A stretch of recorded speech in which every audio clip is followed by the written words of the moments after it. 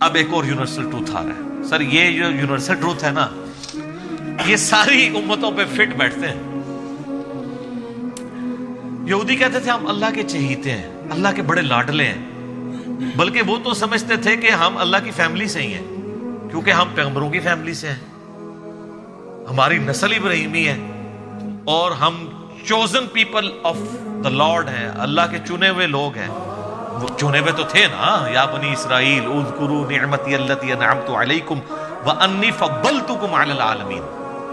لیکن chosen people تو وہ تھے جنہوں نے واقعی اس حق کو قبول کیا، ورنہ انہی چوزن پیپلز میں سے پیغمبر موجود ہیں اور ان کے ساتھی بندر اور خنزیر کی شکل میں بنا دیے گئے ہیں اصحاب سبت.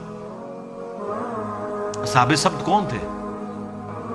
وہ یہودی تھے نا، جنہوں نے ہفتے کے دن کے شکار کے معاملے میں روگردانی کی تھی. تو وقت کا پیغمبر تو موجود تھا ان کے اندر، یوشع ابن نون. بخاری مسلم دونوں میں حدیث ہے، نبی علیہ السلام نے فرمایا کہ بنی اسرائیل کا انتظام ہمیشہ پیغمبروں کے ہاتھ میں رہا ہے. مسلسل حضرت موسیٰ علیہ السلام سے لے کر عیسیٰ علیہ السلام تک 1400 سال تک ان کی تار ٹوٹی نہیں ہے. ایک پیغمبر موت سے پہلے اپنی جگہ ایک دوسرے پیغمبر کو خلیفہ بنا کے جاتا تھا. 1400 سال تک پیغمبر آتے رہے، 3 کتابیں نازل ہوں، اور حشر یہ ہو رہا ہے. اللہ تعالیٰ اب ان سے کہہ رہا ہے قُلْ إِن كَانَتْ لَكُمُ الدَّارُ الْآخِرَةُ عِنْدَ اللَّهِ خَالِصَةً مِّن دُونِ النَّاسِ. اے نبی ان سے فرماؤ کہ اگر یہ تم سمجھتے ہو کہ آخرت میں جو جنت ہے، آخرت کی زندگی کے حقدار صرف تم ہی ہو.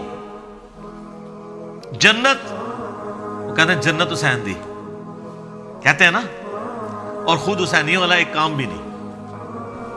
سوٹیں لگا رہے ہیں اور کہہ رہے ہیں جنت حسین کی. اللہ تعالیٰ مارے اگر تم یہ سمجھتے ہو نا باقی لوگوں کو چھوڑ کے جنت کے حقدار صرف تم ہو، فَتَمَنَّوُا الْمَوْتَ إِن كُنتُمْ صَادِقِينَ، تو ذرا پھر یہ دعا کیا کرو اے اللہ جلدی جلدی موت دے، میں جنت میں پہنچ جاؤں. تو آپ میں سے کون کون تیار ہے؟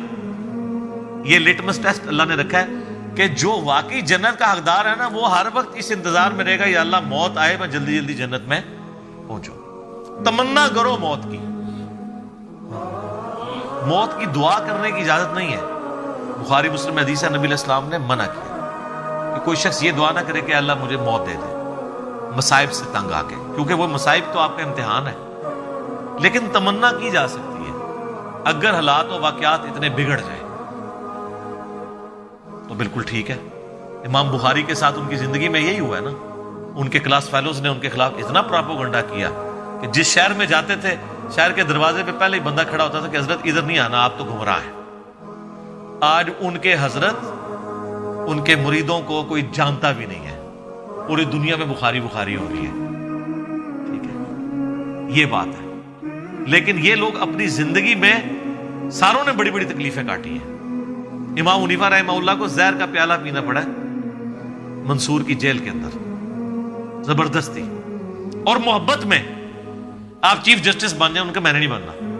ان کا اچھا آپ نہیں بن رہے تو میں آپ کو زہر دے دوں گا. وہ کہتے ہیں میں اہل ہی نہیں اس کا، اس لیے وہ کہتے تھے کہ پھر اپنی مرضی کے فتوے لیں گے یہ. تو خلیفہ منصور نے کہا کہ آپ جھوٹ بول رہے ہیں کہ آپ اس کے اہل نہیں ہیں، آپ اہل ہیں. تو انہوں نے کہا جو شخص جھوٹا ہوتا ہے تو وہ تو ویسے ہی اہل نہیں رہتا. پکی دیتی امام حنیفہ نے بھی کہ تم انہوں اگر جھوٹا کہہ رہے ہیں تو مطلب پھر تم ویسے ہی اہل کوئی نہیں ہو. اور وہ اصل میں تقیہ کر رہے تھے کہ میں اہل اس اعتبار سے نہیں ہوں کہ جو تم مجھ سے فتوے لینا چاہتے ہو نا، یہ دنیا کا کتا میں نہیں بن سکتا. جو بعد میں قاضی ابو یوسف نے جو جو گندے فتوے دیے ہیں، علمان والحفیظ انہی کے شاگرد نے، اور پھر اسی بنیاد پہ تلوار کی زور کے اوپر فقہ حنفی انہوں نے پھیلا دیے. امام حنیفہ تو بیچارے جس عہدے کو قبول نہ کرنے کی وجہ سے مر گئے، ان کے شاگرد نے اسی عہدے کو قبول کر کے زبردستی حکومت وقت کی پشت پناہی کے ساتھ سارے معاملات کیے. یہ سر فرق ہے، کیونکہ ان کو نظر آ رہا تھا کہ اس کا نقصان کیا ہوگا.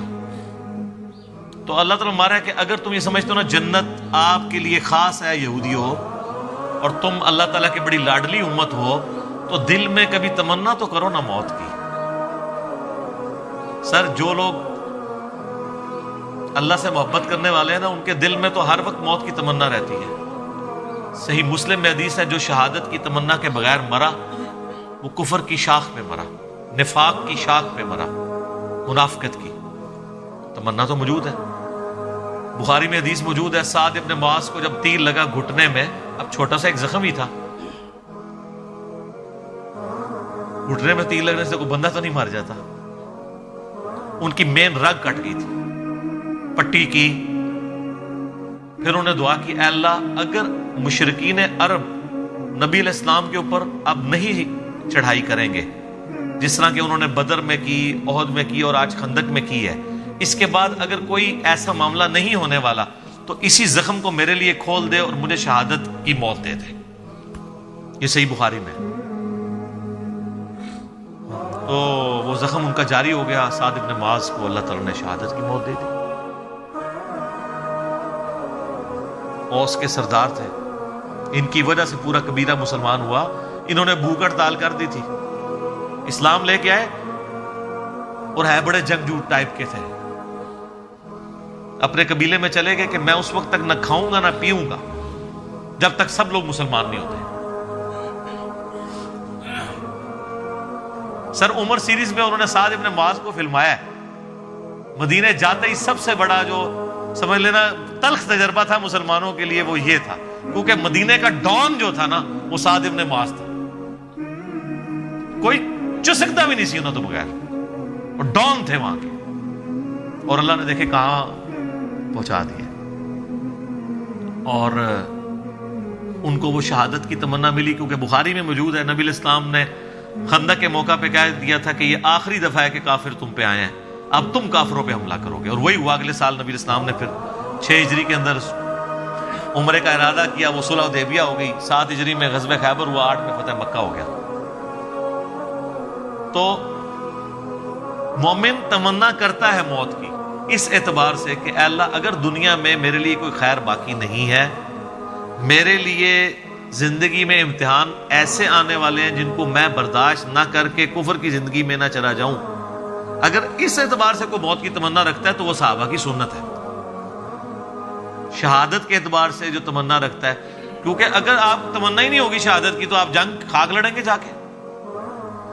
خالد ابن ولید جو ہے وہ کس طریقے سے ان کے اعصاب کے اوپر سوار تھے، رومنز کے اور پرشینز کے، وہ سیدھا پہلے تو خط بھجواتے تھے کہ میں وہ قوم لے کے آ رہا ہوں کہ تمہیں شراب اتنی محبوب نہیں ہے، عورتیں اتنی محبوب نہیں ہیں جتنا وہ موت سے محبت رکھتے ہیں۔ تو سر ایسے جو لوگ ہیں جو آپ کے ذہن میں شاید کھر دماغ ہوں، ان کے آگے کون سی سپر پاور ٹھہر سکتی ہے؟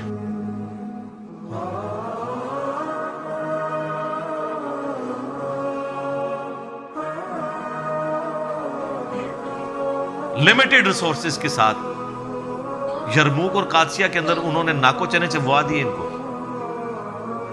تو اللہ تعالیٰ ہمارا یہودی ہو، اگر تمہیں یہ یقین ہے نا کہ تم جنت تمہارے لیے گارنٹیڈ ہے تو ایک دفعہ موت کی تمنا تو کرو اگر تم سچے ہو۔